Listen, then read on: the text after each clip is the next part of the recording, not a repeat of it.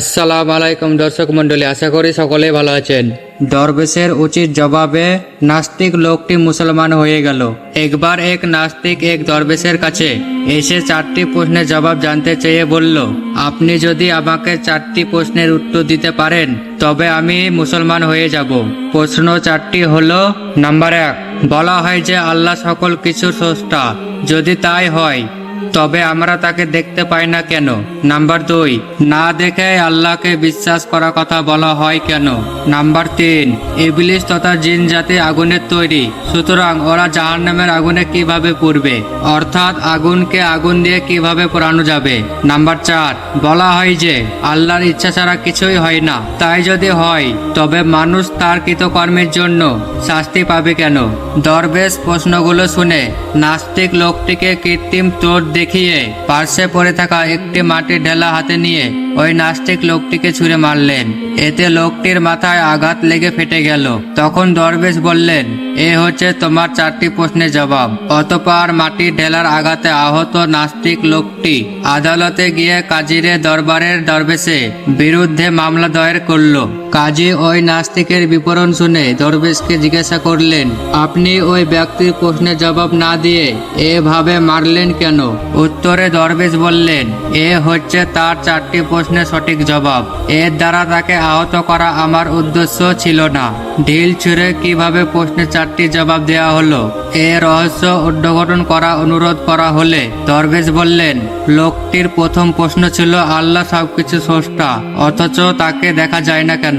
জবাব হলো, ঢিলের আঘাতে ওই ব্যক্তি ব্যথা পাওয়ার কথা বলেছে, এর অস্তিত্ব কোথায়? ব্যথার যদি অস্তিত্ব থেকেই থাকে তবে তা দেখা যায় না কেন? ব্যথা বিদ্যমান থাকা সত্ত্বেও যেমন তা চোখে দেখা যায় না, তেমনি আল্লাহ অস্তিত্বশীল হওয়া সত্ত্বেও তাকে চর্ম চোখে দেখা যায় না। তার দ্বিতীয় প্রশ্ন ছিল, আল্লাহকে না দেখে বিশ্বাস করব কেন? চোখে না দেখে যদি ব্যথার বিশ্বাস করা যায় তবে আল্লাহকে না দেখে বিশ্বাস করতে অসুবিধা কোথায়?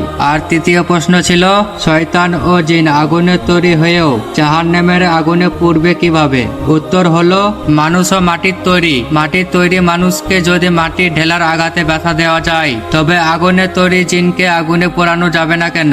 তার চতুর্থ প্রশ্ন ছিল, আল্লাহর ইচ্ছা ছাড়া কোনো কিছুই ঘটে না, তাহলে মানুষের কৃতকর্মের জন্য মানুষকে শাস্তি দেওয়া হবে কেন? উত্তর হলো, আল্লাহর ইচ্ছা যখন সবকিছু হয় তবে ঢিল ছাড়া তার গায়ে আঘাত লাগা, রক্তপাত ও ব্যথা সবই তো তার ইচ্ছাতেই রয়েছে। সুতরাং এ ব্যাপারে আদালতে অভিযোগ করার কি আছে? এর যদি অভিযোগ ও বিচার চলে এবং শাস্তি বর্তায় তবে মানুষের কৃতকর্মের বিচার, সুফল ও কুফল ভোগ কেন ব্যথা হবে? দরবেশের এ অভিনব জবাব শুনে নাস্তিক লোকটি হতভম্ব হয়ে গেল এবং ইসলাম ধর্ম গ্রহণ করল। প্রিয় দর্শক, আল্লাহ আরশে সমাসীন, তিনি সেখান থেকে গোটা সৃষ্টি জগৎ পরিচালনা করেছেন।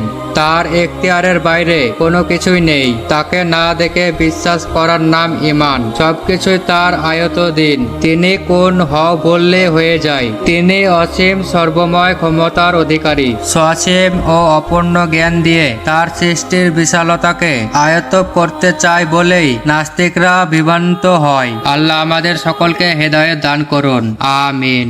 ভাই ও বোনেরা, এই ধরনের ভিডিও পেতে আমাদের চ্যানেলটাকে সাবস্ক্রাইব করবেন।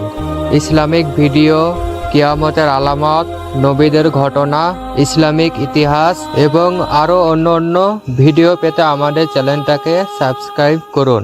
আর কমেন্টে লিখে যাবেন আমাদের ভিডিওটি কেমন হয়েছে। আমিন।